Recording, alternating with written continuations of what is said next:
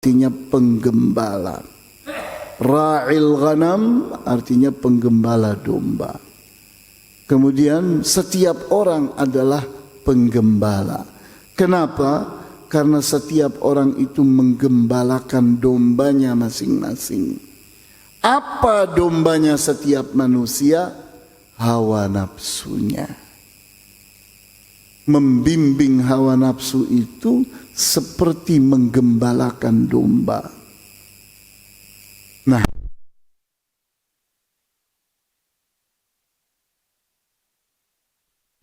kalian itu bertanggung jawab terhadap gembalaannya. Fal imamul a'zamul ladzi 'alan nasi ra'in wa huwa mas'ulun 'an ra'iyatihi. Orang yang menjadi pemimpin masyarakat, maka dialah orang yang menjadi penggembala masyarakatnya, rakyatnya, dan dia bertanggung jawab terhadap rakyatnya. Warrajulu ra'in 'ala ahli baitihi wa huwa mas'ulun 'an ra'iyatihi. Dan seorang lelaki adalah pengasuh, penggembala, menggembalakan anggota keluarganya, dan dia bertanggung jawab terhadap gembalaannya, terhadap anggota keluarganya. Wal mar'atu ra'iyatun 'ala ahli baiti zawjiha wa waladihi wa hiya mas'ulatun 'anhum. Dan seorang perempuan adalah penggembala, pengasuh terhadap anggota keluarga suaminya dan anak-anaknya. Dan dia, perempuan itu, bertanggung jawab terhadap mereka. Di sini ada kerjasama yang bagus antara suami dengan istri. Suami itu menjadi raja di rumahnya dan istrinya menjadi menteri atau perdana menteri di rumahnya, di rumah suaminya. Wa 'abdur rajuli ra'in 'ala mali sayyidihi wa huwa mas'ulun 'anhu. Dan seorang budak, seorang pembantu adalah penggembala, pengasuh terhadap harta benda majikannya, dan dia bertanggung jawab terhadap gembalaannya, yaitu harta benda majikannya. Ala fa kullukum ra'in wa kullukum mas'ulun 'an ra'iyatihi. Bukankah setiap kalian itu adalah penggembala, pengasuh yang bertanggung jawab terhadap gembalaannya? Jadi kesimpulannya, tidak ada yang bebas. Semua orang harus menjadi pengasuh, harus menjadi penggembala, harus sadar bahwa dia adalah penggembala. Minimal dimulai dengan menggembalakan hawa nafsunya sendiri. Kalau dia menikah, maka dia menggembalakan istrinya dan menggembalakan anak-anaknya. Kalau dia memiliki cucu, juga cucu-cucunya, dan seterusnya. Maka kita lihat bagaimana tahapan-tahapan kepengasuhan dalam mendewasakan seseorang. Maka kita perhatikan ini. Seorang tabi'i yang bernama Sufyan Ats-Tsauri rahimahullah memberi kita pelajaran yang luar biasa tentang kelipatan 7 tahun, di mana beliau katakan, la'ib ibnaka sab'an, ajak main anakmu 7 tahun. Artinya apa? Saat anakmu itu berumur 0 sampai 7 tahun, maka metodenya di tahapan ini adalah bermain. Bermain sambil belajar, belajar sambil bermain. Wa adibhu sab'an, Dan latih dia untuk menjadi manusia beradab 7 tahun. Artinya dari umur 7 tahun sampai umur 14 tahun, latih dia untuk menjadi manusia yang beradab, berakhlak, bermoral, mengerti sopan santun, mengerti tata krama dari umur 7 sampai 14 tahun. Wasahibhu sab'an, dan jadikan dia temanmu 7 tahun. Artinya dari umur 14 sampai 21 tahun, anak itu harus diperlakukan sebagai kawan, sebagai sahabat, diajak dialog, diajak bermusyawarah, diajak berdiskusi, bukan diperintah-perintah, digurui, bukan. Karena anak umur 14 tahun telah merasa bahwa dirinya dewasa. Maka pendekatannya bukan bermain, bukan dituntun-tuntun, diajar-ajari untuk beradab. Dia harus sudah menjadi manusia beradab. Maka berikutnya adalah diajak musyawarah, diajak berdiskusi, diajak berdialog. Kemudian bagaimana dengan 7 tahun yang keempat? Kita lihat Ali bin Abi Thalib radhiyallahu anhu menerangkan kepada kita. Beliau katakan, yantahi tulul abdi fi 22 sana. Akan berhenti pertumbuhan tinggi seorang hamba pada saat dia berumur 22 tahun. Jadi pertumbuhan tinggi itu akan berhenti di umur 21 tahun, selesai.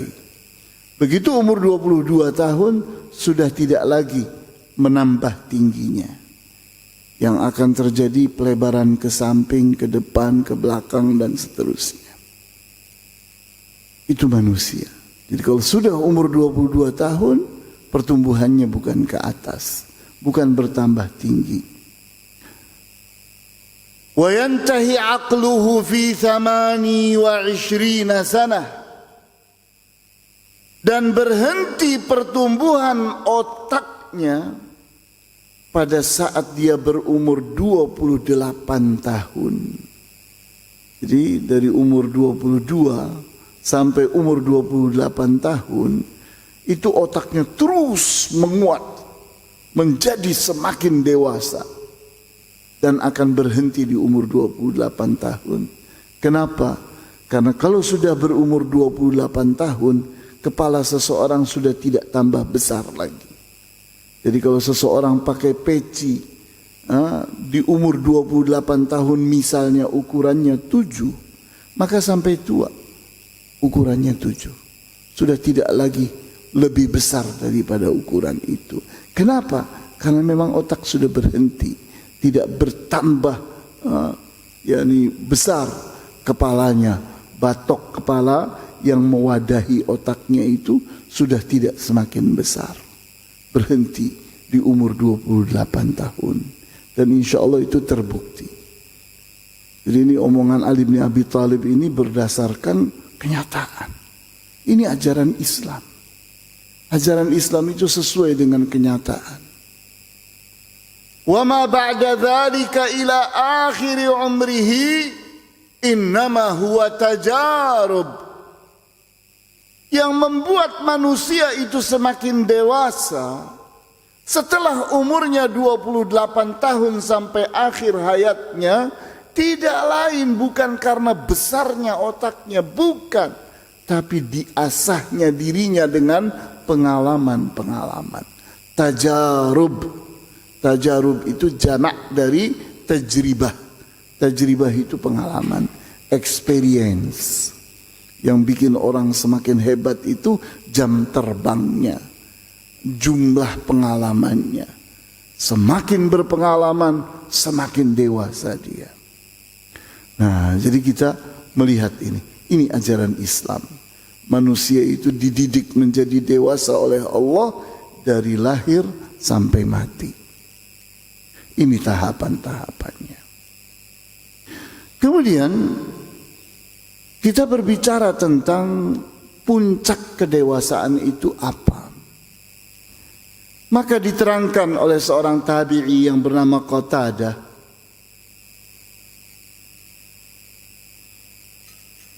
Qatadah rahimahullah, beliau berkata, Ar-rijalu thalathatun. Orang dewasa itu ada 3 macam.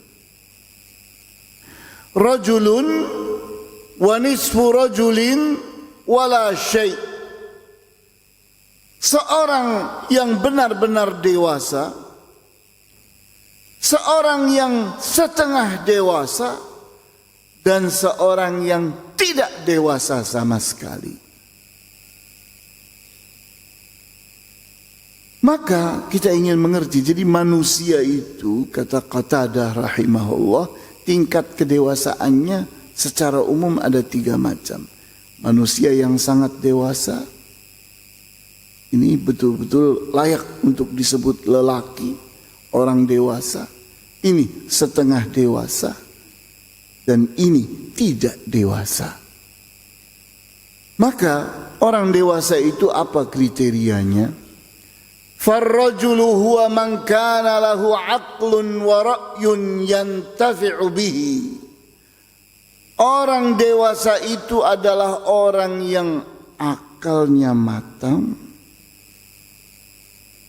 dan dia mampu berpendapat yang dimanfaatkan oleh dirinya sendiri. Itu ciri orang dewasa. Orang dewasa itu mampu berpikir, mampu memutuskan, mampu menyimpulkan, mampu memahami, mampu menalar. Kemudian dia mampu berpendapat, sehingga pendapatnya itu digunakan oleh dirinya sendiri. Dia tidak minta pendapat orang lain karena dirinya matang, dia mampu berpendapat, dia menggunakan pendapatnya sendiri. Maka itu orang dewasa. Wa nisfur rajuli huwa alladhi yushawiru al-uqala'a wa yaf'alu bi ra'yihim. Orang yang setengah dewasa adalah orang yang selalu bermusyawarah kepada orang-orang yang berakal. Dia tahu kalau dirinya tidak siap untuk berpendapat, tidak matang, nalarnya kurang. Maka apa yang dia lakukan? Dia datang kepada orang-orang yang bijak, kepada orang-orang yang berakal, menyampaikan permasalahannya. Nih, saya punya masalah, tolong dong apa pendapatnya. Maka pendapat itulah yang dipakai oleh dia. Wa yaf'alu bi ra'yihim. Dia laksanakan pendapatnya orang berakal. Itu orang setengah dewasa. Walladzi la syai'a wa huwa alladzi la aqla lahu wa la ra'ya wa la yushawiru ahadan. Sedangkan orang yang tidak dewasa itu adalah orang yang akalnya tidak cerdas, tidak dewasa, sehingga tidak mampu berpendapat, namun tidak mau bermusyawarah kepada orang berakal. Dia dengan kebodohannya, dengan keterbelakangannya, dia berpendapat sendiri dan melaksanakan pendapatnya yang ngawur, yang tidak masuk di akal, yang tidak dewasa. Maka itulah orang yang tidak dewasa.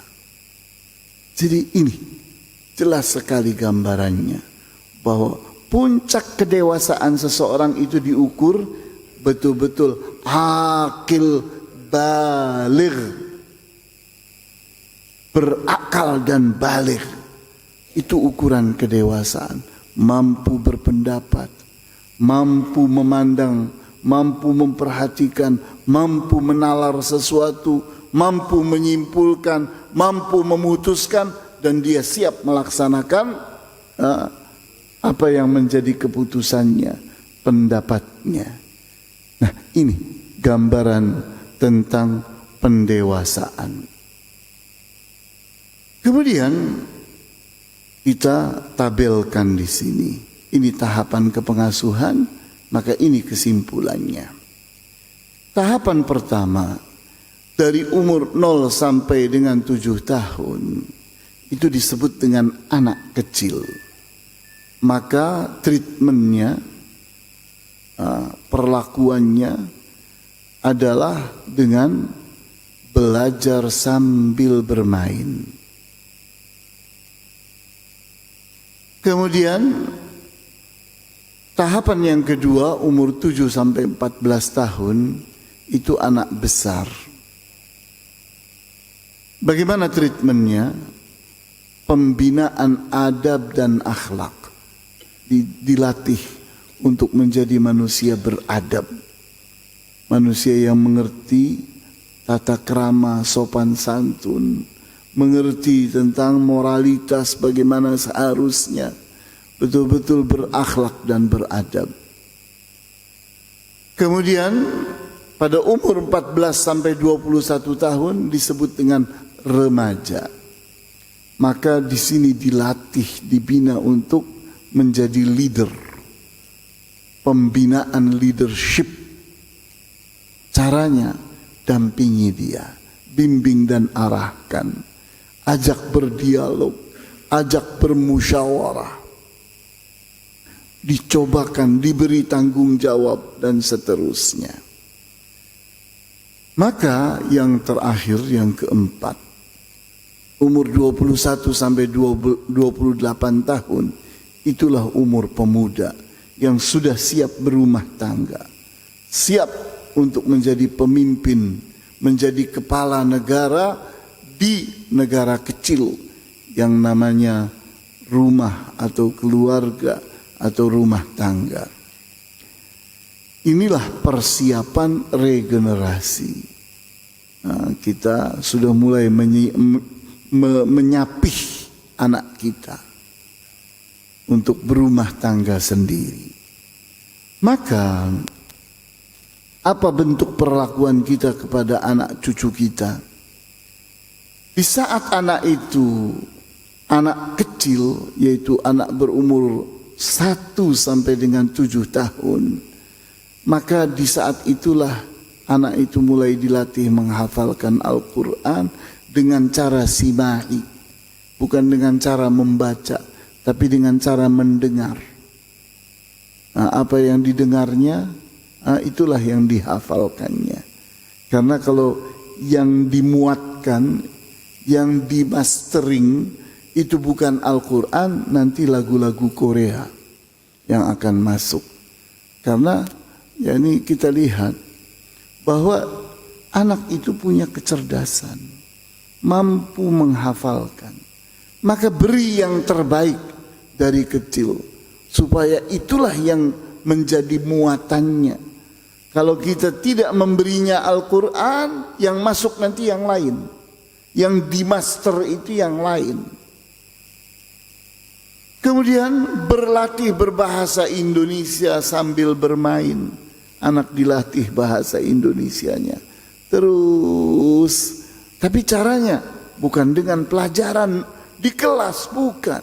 Tapi sambil bermain masuk 1 kata, 2 kata, dan seterusnya. Kemudian belajar membaca, menulis, dan berhitung, calistung, itu juga sambil bermain. Tidak boleh ada sesuatu yang serius di umur ini. yakni diberikan, dimuatkan tanpa paksaan, tanpa menjadi sesuatu yang ditekankan, tapi dengan main, santai. Kemudian menanamkan adab dan akhlak pun sambil bermain. Anak dilatih untuk dibilang boleh, tidak boleh, jangan begitu, dan seterusnya sambil bermain. Kemudian belajar bahasa Arab pun sambil bermain. Pelajaran bahasa Arab itu harus dipentingkan dari bayi. Kenapa? Karena bagaimana anak itu akan mengerti Al-Quran, mengerti Al-Hadis, padahal itu pedoman hidup dia, kalau ternyata tidak mengerti bahasa Arab. Maka dari kecil dia harus berkawan dengan bahasa Arab. Jangan menganggap bahasa Arab itu asing, tapi harus menjadi bahasa dirinya. Dari kapan? Dari bayi. Tapi semua itu terproses dengan cara bermain. Kemudian umur 7 sampai dengan 14 tahun mulailah anak itu menghafalkan Al-Quran dengan tajwid dan tahsin. Karena anak ini sudah matang. Matang apanya? Otaknya. Maka sudah waktunya untuk menghafalkan Al-Quran dengan serius, dengan baik dan benar, dengan suara yang indah, memiliki lagu yang pas untuk dia. Kemudian mulailah dia menuntut ilmu di sekolah dasar. Kemudian dibiasakan beradab dan berakhlak di rumah, di lingkungan sekitar, di sekolah dan seterusnya. Anak dilatih beradab. Dari umur 7 sampai dengan 14 tahun, waktu yang cukup sekali untuk mendisiplinkan anak dalam hal tata krama, sopan santun, moralitas, mentalitas, karakter, akhlak dan adab dan seterusnya. Kemudian penanaman dan pembiasaan karakter, mentalitas dan gaya hidup. Lifestyle itu dibentuknya di waktu itu. Kemudian pembiasaan menyelesaikan masalah sendiri dan berlatih gaya hidup mandiri. Jadi anak dilatih, dibiasakan, diajak disiplin untuk menyelesaikan masalah itu sendiri. Di antara kegagalan pendidikan itu memanjakan anak, sehingga anak itu tidak punya kemandirian. Apa-apa diselesaikan oleh orang tuanya, sehingga anak bersandar banget sama orang tuanya. Itu pendidikan yang gagal. Tapi pendidikan yang sukses itu dari umur 7 sampai 14 tahun anak dibuat, ayo kamu selesaikan tuh masalah itu. Ayo, ayah hanya membimbing, ayah hanya mengarahkan kamu, tapi yang melakukannya adalah kamu. Kemudian umur 14 sampai dengan 21 tahun, di umur ini anak sedang melanjutkan belajar di sekolah menengah, SMP dan SMA. Kemudian di waktu itulah pembinaan leadership dengan pola learning by doing dan active learning. Jadi anak itu harus dilatih leadership. Karena setiap manusia itu Allah siapkan untuk menjadi khalifah Allah di muka bumi. Akan jadi pemimpin. Siapapun harus disiapkan menjadi penggembala, pengasuh, pemimpin sepanjang hidupnya. Kemudian mulai aktif dalam organisasi sosial. Di umur ini bergabung di masjid, bergabung di organisasi sosial yang ada di kampung dan sebagainya, bergabung di organisasi-organisasi Islam. Untuk apa? Beda manusia yang berorganisasi dengan manusia yang tidak berorganisasi. Beda banyak.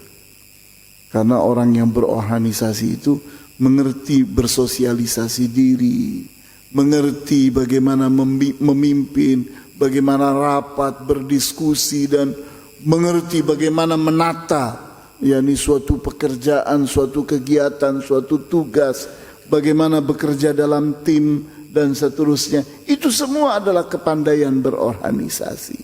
Jangan sampai pada saat anak itu sudah berumur 21 tahun, apalagi 25 tahun akan dikawinkan, ternyata tidak mengerti apa-apa, pelanga-pelongo, karena memang tidak disiapkan, tidak diasuh, tidak dididik, tidak dilatih. Kemudian di umur ini, umur 14 sampai 21 tahun, anak dalam keadaan melanjutkan pendidikan sarjana strata 1. Ini disiapkan anak itu untuk betul-betul dewasa pada saat itu. Karena sudah tidak mungkin lagi kita antar-antarkan anak untuk berkuliah. Kemudian berikutnya, ini yang terakhir, adalah persiapan orang dewasa, yaitu umur 21 sampai 28 tahun. Di umur ini anak sudah harus siap menikah, sudah mencapai al-ba'ah. Jadi kalau kita berikan catatan, kedewasaan anak berumur 0 sampai dengan 7 tahun itu ditandai dengan malu, di mana anak kecil yang mengerti malu itu anak dewasa. Itu targetnya itu. Tapi kalau sudah umur 7 tahun masih lari-lari telanjang tidak punya malu, yakni berbohong tidak malu, berbuat sesuatu yang merusak tidak malu, wah itu pendidikan yang gagal. Karena malu itu benteng pertama yang harus terbangun pada anak di saat telah berumur 7 tahun. Maka pada saat anak itu berumur 7 sampai 14 tahun disiapkan untuk menjadi manusia yang baligh, aqil. Baligh secara tubuh, dia betul-betul siap menjadi manusia yang akan dibebani dengan kewajiban-kewajiban. Dia wajib beribadah, dia menjadi mukallaf, dan dalam waktu yang sama dia akil, punya nalar yang bagus. Itu disiapkan. Sehingga tanda bahwa anak itu sukses dididik, pada saat dia berumur 14 tahun, dia sholat dengan baik dan benar. Sudah tidak perlu disuruh lagi. Sudah betul-betul sholat 5 waktu di masjid, berjamaah dengan rapih. Tidak harus diperintah-perintah, tidak harus dihukumi lagi. Kemudian bagaimana dengan anak berumur 14 sampai 21 tahun? Ingat, ini umur remaja, umur kritis, umur jembatan. Karena anak di umur ini umur tanggung. Dianggap dewasa belum bisa, dianggap anak kecil juga bukan, maka dia ada di tengah-tengahnya dan sangat berbahaya. Terutama sekali di saat berumur 17 sampai 18 tahun. Di umur itu sedang matang-matangnya pubertas. Kecenderungan kepada lawan jenis itu lagi kuat-kuatnya. Dan itu posisi yang berbahaya. Kalau dia tidak punya malu, kalau dia tidak baligh, kalau dia tidak akil, hilang anak kita. Jadi anak nakal. Tapi di saat kita berhasil mendidik dia, mengasuh dia, pada saat dia berumur 14 sampai 21 tahun, betul-betul bersama kita. Kegagalan orang tua itu adalah anak tidak percaya kepada orang tuanya. Itu kegagalan. Karena kenakalan itu dimulai dari mana? Di saat anak itu senang bergaul di luar. Tidak betah di rumah. Tidak percaya kepada orang tuanya, tidak dekat dengan orang tuanya. Itulah kegagalan pendidikan, kegagalan pengasuhan. Maka keberhasilan itu kapan dibentuk? Pada saat anak itu berumur 14 dan 20 sampai dengan 21 tahun, anak itu percaya kepada kita. Sehingga berkonsultasinya kepada siapa? Kepada orang tuanya.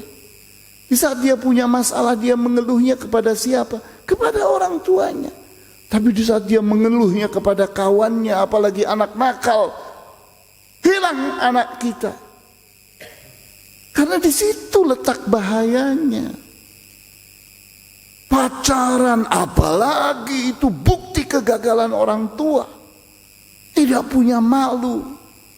Apalagi seorang anak membuka auratnya kemana-mana, merasa dirinya cantik, maka dipamerkan kecantikannya kemana-mana. Itu kegagalan orang tua, karena benteng malunya hilang, tidak berhasil dibentuk. Kemudian pada saat anak umur 21 sampai dengan 28 tahun, apa ciri-ciri kedewasaannya? Ciri-ciri kedewasaannya adalah al-ba'ah. Sehingga Rasulullah SAW mengatakan, man istata'a minkumul ba'ata falyatazawwaj. Barang siapa di antara kalian yang sudah memiliki al-ba'ah, maka menikahlah, kawinlah. Apa itu al-ba'ah? Al-ba'ah itu kesiapan fisik, kesiapan biologis, dan yang kedua kesiapan menafkahi keluarga. Sehingga itulah al-ba'ah. Kalau seseorang telah mencapai ini, itulah keberhasilan.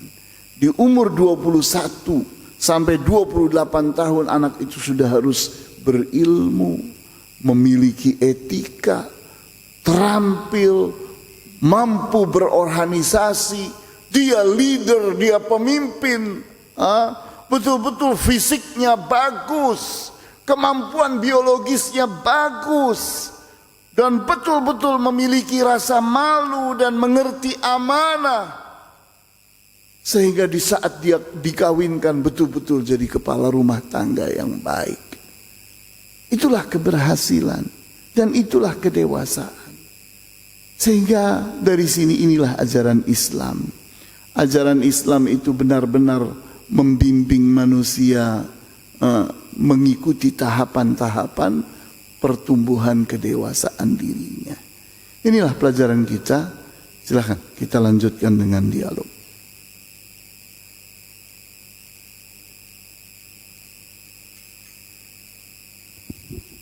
Assalamualaikum Ustaz. Assalamualaikum. Bisa diulang untuk kata kunci suksesnya kayak umur 1 sampai 7 sampai 14 28 tadi. Kalau yang 1 7 tahun kan tumbuh rasa malu. Kalau yang kata 7 14 itu apa kata kunci suksesnya Ustaz? Ya, 7 sampai 14 tahun kunci suksesnya adalah baligh aqil. Dia telah baligh. yakni di mana dia itu menjadi mukallaf. Mukallaf itu artinya sudah terbebani kewajiban beribadah dan dia siap. Sehingga di waktu itu dia siap menjalankan kewajiban sholatnya dan lain-lainnya. Akil, dia berakal. Kecerdasannya bagus. Kenapa? Karena sudah menuntut ilmu tidak kurang dari 7 tahun.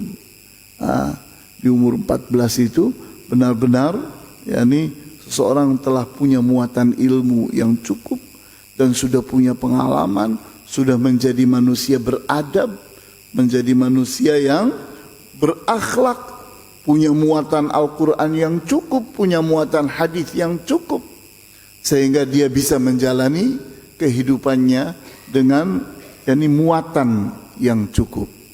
Karena kita tahu bahwa yakni kompetensi pendidikan itu ada 3. Kompetensi pendidikan itu ada 3. Knowledge, pengetahuan, kemudian attitude, perilaku atau sikap.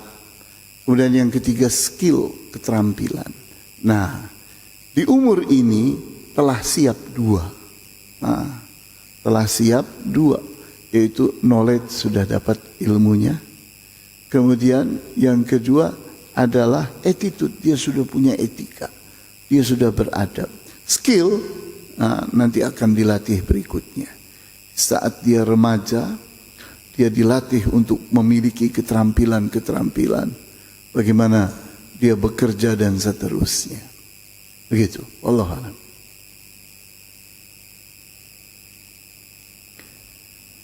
Silakan.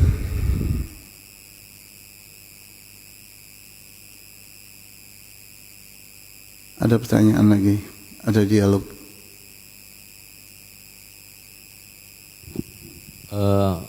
Mungkin kalau anggaplah ini kan baru tahu Ustaz kadang-kadang. Kalau sudah terlambat lah bahasanya itu. Apakah kewajiban orang tua itu apakah sampai dia setelah menikah atau sepanjang masa Ustaz? Terima kasih Ustaz. Ya, saya punya portal di YouTube, Yusuf Utsman Baisa Official. Nah, di situ saya memberikan metode-metode pengasuhan. Di antaranya di saat kita terlambat, tahu-tahu anak kita itu sudah berumur 17 atau 21 atau 28. Bagaimana? Apakah kita terlambat? Tidak. Ada metodenya, yaitu katsayan. Katsayan. Kat pendekatan. Sa pembiasaan. Yan pelayanan.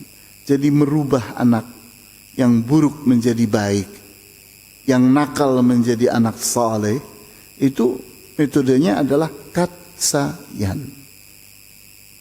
Pertama, harus dekat, dekati anak. Mendekatinya dengan apa? Dengan kita ini betul-betul bersimpati kepadanya, berempati kepadanya. Karena mendekati manusia, approach-nya, touch-nya, sentuhan-sentuhannya adalah sentuhan empatik, sentuhan simpatik. Di saat seorang ayah atau seorang ibu tidak segan-segannya untuk mengacungi jempol pada anaknya yang sukses berprestasi. Masya Allah, cakep kamu, anak ayah yang kayak begini. Ini akan membangun kepercayaan. Karena tanda bahwa anak itu percaya, bahwa anak itu dekat dengan orang tuanya adalah trust. Bahwa dia percaya. Sehingga dia akan menumpahkan keluh kesahnya kepada orang tuanya. Nah, di sini pendekatan harus dekat dulu. Jangan memberi beban macam-macam kepada anak kalau belum dekat. Dekat dulu. Kemudian setelah anak itu benar-benar percaya, baru pembiasaan. Mulai kita biasakan. Kemudian kalau anak itu sudah terbiasa menjadi anak yang berakhlak, beradab, memiliki kesadaran yang bagus, baru layani, pelayanan. Minta sepeda motor, kasih. Minta HP, kasih. Kenapa? Kita percaya kok, dia sudah dewasa. Yang kita takut itu anak nakal dikasih HP. Anak nakal dikasih sepeda motor, ya bablas. Semakin nakal dia. Jadi pelayanan itu harus terakhir. Memberi fasilitas itu harus terakhir. Setelah kita yakin bahwa anak ini aman. Seperti itu. Jadi tidak ada kata-kata terlambat. Memperbaikinya dengan katsayan. Seperti itu. Ya. Ada dialog? Pertanyaan? Baiklah, kalau tidak ada kita tutup. Wallahu ta'ala a'lamu bis-shawab. Walhamdulillahi rabbil alamin. Wa sallallahu ala asyrafil anbiya'i wal mursalin. Wa ala alihi wa ashabihi ajma'in. Subhanakallahumma wa bihamdika. Ashhadu an la ilaha illa anta. Astaghfiruka wa atubu ilaik. Wassalamu alaikum warahmatullahi wabarakatuh.